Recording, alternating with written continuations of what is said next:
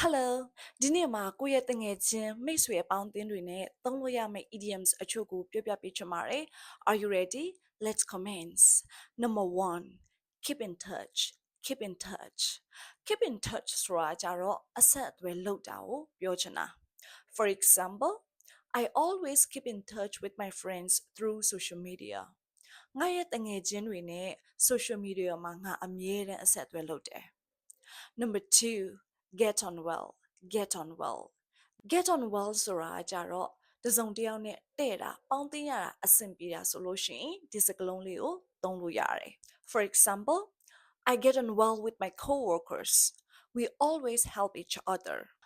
ငါရဲ့အလုပ်ကတငယ်ချင်းတွေနဲ့ပေါင်းသင်းရတာအဆင်ပြေတယ်ငါတို့တယောက်ကိုတယောက်အမြဲတမ်းကူညီကြတယ်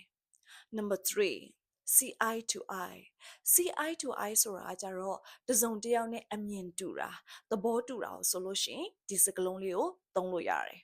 For example, I see eye to eye with my best friend on most things. ငါရဲ့အခင်ဆုံးတငယ်ချင်းနဲ့အကြောင်းအရာတော်တော်များများမှာသဘောထားချင်းတိုက်ဆိုင်ကြတယ် Number 4 have in common. Have in common. Have in common ဆိုတာကြတော့တစုံတစ်ယောက်နဲ့အကြိုက်ချင်းတူတာဝါသနာချင်းတူတာဆိုလို့ရှိရင်ဒီစကားလုံးလေးကိုသုံးလို့ရတယ်